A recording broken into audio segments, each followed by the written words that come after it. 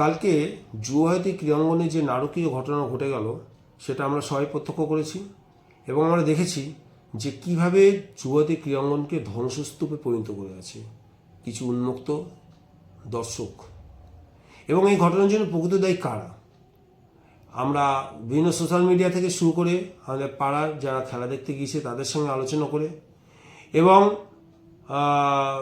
বিভিন্ন মিডিয়া থেকে আমরা যেটা জানতে পেরেছি, এই যে মেসি নিয়ে যে অনুষ্ঠানটা পরপর হওয়ার কথা ছিল জুয়াহাটি ক্রীড়াঙ্গনে, সেটা দেখার জন্য মানুষ যারা মেসি ভক্ত, যারা রাত জেগে ফুটবল দেখে, তারা প্রচুর টাকা খরচা করে কিন্তু মাঠে এসেছিল খেলা দেখার জন্য এবং তাদের সারা জীবনের সঞ্চয় পর্যন্ত দিয়েও তারা কিন্তু টিকিট কেটে মাঠে এসেছিল।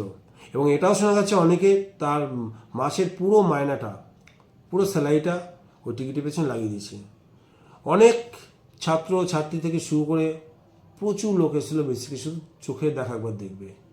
কিন্তু সংগঠকের অর্গানাইজেশনের দুর্বলতার জন্য এবং কিছু প্রভাবশালী মানুষের অতি উৎসাহিতার জন্য এবং প্রশাসনের ব্যর্থতার জন্য কালকে জুয়াহাটি ক্রীড়াঙ্গনে এই নারকীয় ঘটনা ঘটে গেল। কি বলবি গৌতম? না, যুব ভারতী ক্রীড়াঙ্গনে যে ঘটনাটা ঘটে গেল এটা তো কাম্য নয়, আমরা সবাই জানি। অ্যাকচুয়ালি যুব ভারতী ক্রীড়াঙ্গনের বলা যায় শ্লীলতাহানি হলো একদম।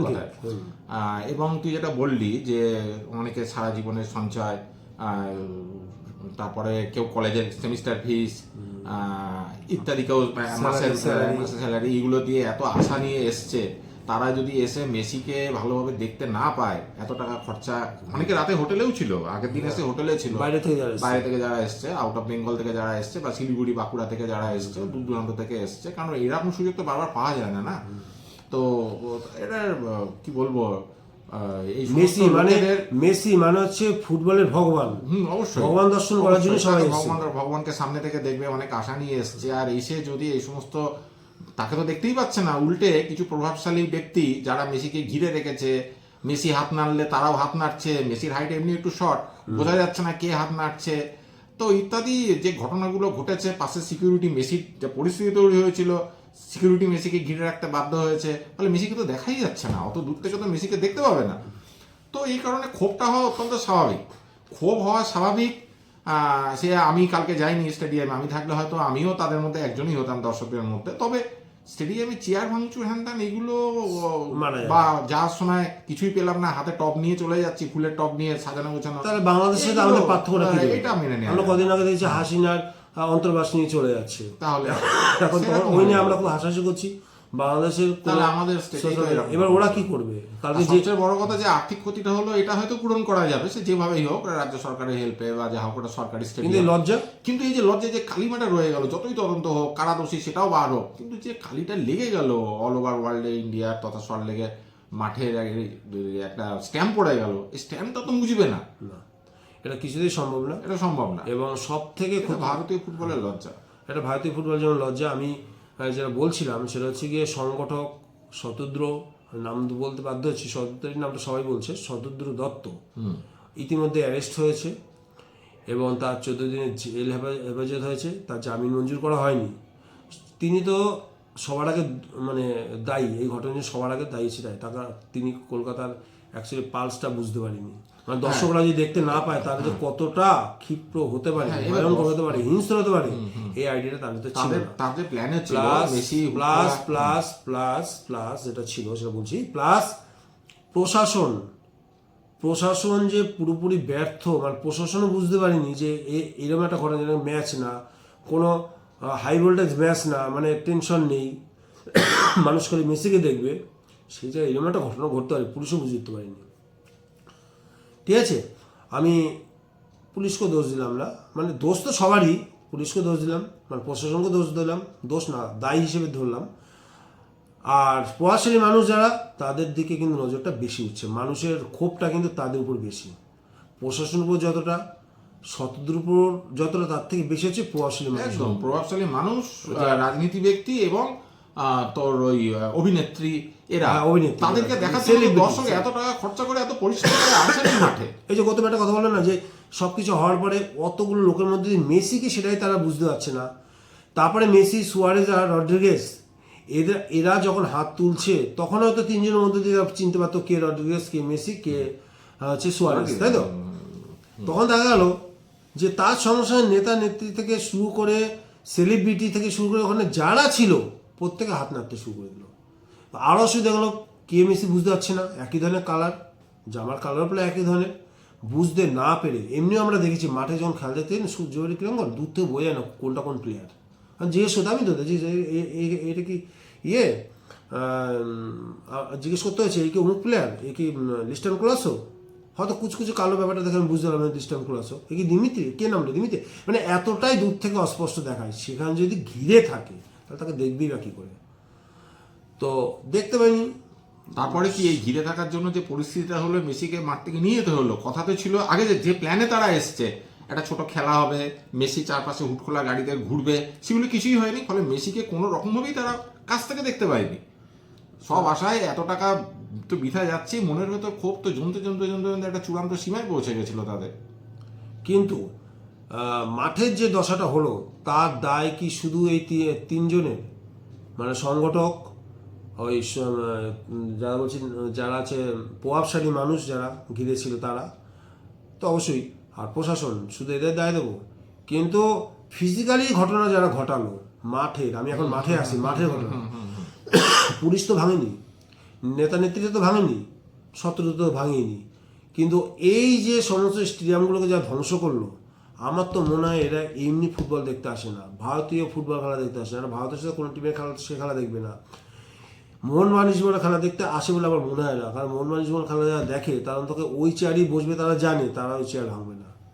এরা শুধু মেসি ভক্ত কেন, মেসি ভক্ত হোক, রোনাল্ডো ভক্ত হোক, ফরেনারদেরই খেলা তারা দেখে, রাত জেগে দেখে। কিন্তু আমার মনে হয় ইন্ডিয়ান কোনো আইএসএল বা আই লিগ তারা দেখে বলে আমার মনে হয় না। না না না, এটা অতিরিক্ত অতিরিক্ত বাড়াবাড়ি। হ্যাঁ সত্যি, যারা ফুটবলকে ভালোবাসে, যারা ফুটবলটা বোঝে, যারা মোহনবাগান ইস্টবেঙ্গলের খেলা দেখে, তারা স্টেডিয়ামকেও ভালোবাসে, কোনো সন্দেহ নেই।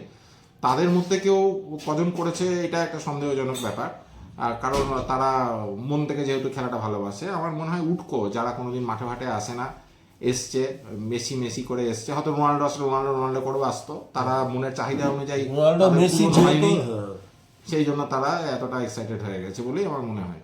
এবং হয়তো কিছু উস্কানির লোকের তো অভাব থাকে না কোনো জায়গাতে, এখানেও উস্কানির লোকের অভাব ছিল না, কিছু তো উস্কানির লোক আছেই, তার মানুষের ক্ষোভটাকে কাজে লাগায়। ফলে মানুষ এমনি টেম্পটেড ছিল উস্কানিতে ফাঁদে পা দিয়ে আমি একটা কথা বলি, যে প্লেয়ারগুলো আজকে তোমার টাকা ঠিক আছে, তোমার আছে 5,000 টাকা গেলো, 10,000 টাকা গেলো, ঠিক আছে, হ্যাঁ, তো তুমি সেই আগে অত সুন্দর, মানে আমাদের গর্ব ছিল, তাই না? সল্টলেক আমাদের গর্ব ছিল, এশিয়ার দ্বিতীয় বৃহত্তম হচ্ছে গিয়ে স্টেডিয়ামে সল্টলেক, কত ঘটনার সাক্ষী এই সল্টলেক, তাই তো?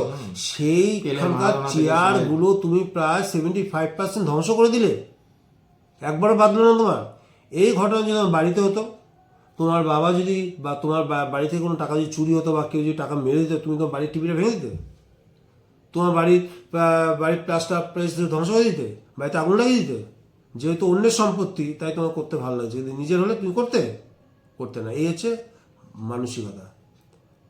তাই এরা কোনোদিন ফুটবল ভক্ত বলে আমার মনে হয় না। মেসি ভক্ত হতে পারে, একটা ব্যক্তিগত মেসি ভক্ত, রোনাল্ডো ভক্ত, নেইমার ভক্ত, কিন্তু এরা মাঠে গিয়ে খেলা দেখার মতো ইয়ে না করে। আমি দেখেছি যারা মাঠে গিয়ে খেলা দেখে তারা কোনোদিন, আমি দেখিনি চেয়ার খুলে ছুঁড়ে মারছে রাস্তা, মানে মাঠে না এরকম। তারপরে নেট ছিঁড়ে ফেলছে, দেখা যায় না, নেটের উপর দাঁড়িয়ে যাচ্ছে। এটা ফুটবলের কলঙ্ক। এই সমস্ত দর্শক, এই সময় দর্শকদের আমি বলি ফুটবলের কলঙ্ক। হতে পারো মেসি ভক্ত আমরা রোনাল্ডো ভক্ত, আমরা মেসি ভক্ত, আমরা নেইমার ভক্ত, আমরাও দেখি। আমরা কিন্তু অত টাকা খরচ করে মেসিকে দেখতে যাইনি আমরা, তারপরে কি মেসিকে আমরা ভালোবাসি না? তোমাদের টাকা আছে, তোমরা দেখতে গেছো, ভালো কথা। আর এই মাঠে তোমরা আর কোনদিন আসো না সেটা বোঝা গেছে। যদি আসতে তোমার মাঠে এই ধ্বংসস্থ পরিণত জানো। আর কদিন পরে আইএসএল জানো কিনা তাও সন্দেহ আছে। কদিন পরে আইএসএল এর ভেন্যু যেটা করেছে তার অর্ধেকটা পড়বে গোয়ায়, অর্ধেকটা পড়বে কলকাতায়, সল্টলেক স্টেডিয়াম।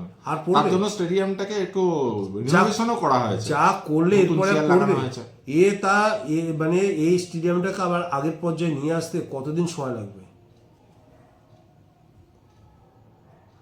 দর্শকদের বোধোদয় হোক, প্রশাসন তো আছে, প্রশাসন ম্যানেজমেন্ট আছে, কিন্তু দর্শকরা আমার আবেদন আমার থাকবে যে এই ঘটনার জন্য সংগঠক বলো বা প্রভাবশালী যাই বলো যাদেরই যদি আইনভাবে করে দর্শকরা সমানভাবে দেয়, একদম ক্যামেরা সব ধরা পড়েছে কারা কি করেছে সব ধরা পড়েছে, ঠিক আছে, তাদেরও সমানভাবে শাস্তি আমরা চাই।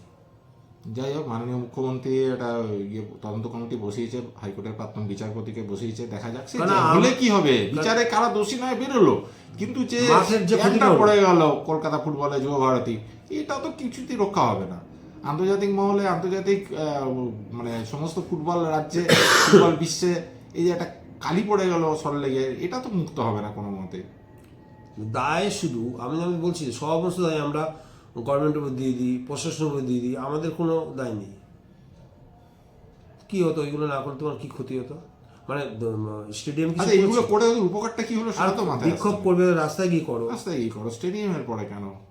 অনেকে তো বলটাকে বিক্ষোভ করে, পরদিন অনেক কিছু করে, আমরা দেখেছি এর আগে হয়েছে এরকম। তো মাঠটা কি দোষ করবো? এই ঘটনা আমি কোনোদিন দেখিনি, না সল্টলেকে না ইডেনে। এই মাঠেই আবার খেলা দেখতে আসতে হবে আমাদের। যারা খেলা দেখতে যায় লোকাল ফুটবল, তাদের অসুবিধা করে দিয়ে গেলে তোমরা। তো এগুলো নিশ্চয়ই আমাদের কাছে কাম্য নয়। তো আর কোনো ভাষা আছে না আমাদের, ভিডিওটা দীর্ঘায়িত করতে চাই না, এখানেই আমরা আজকে আমাদের বক্তব্য শেষ করছি বা আমাদের ভিডিওটা শেষ করে দিচ্ছি। তো ভিডিওটা আমাদের ভালো লাগে লাইক এবং শেয়ার করতে একদম ভুলবে না। আর যারা এখনও পর্যন্ত এই চ্যানেলটাকে সাবস্ক্রাইব করনি, কেন এত ওয়েট করছো? সাবস্ক্রাইব করে ফেলো যাতে নতুন নতুন ভিডিও সবার আগে তোমরা পেতে পারো। আর এই ভিডিওটা দেখার জন্য তোমাদের অসংখ্য ধন্যবাদ।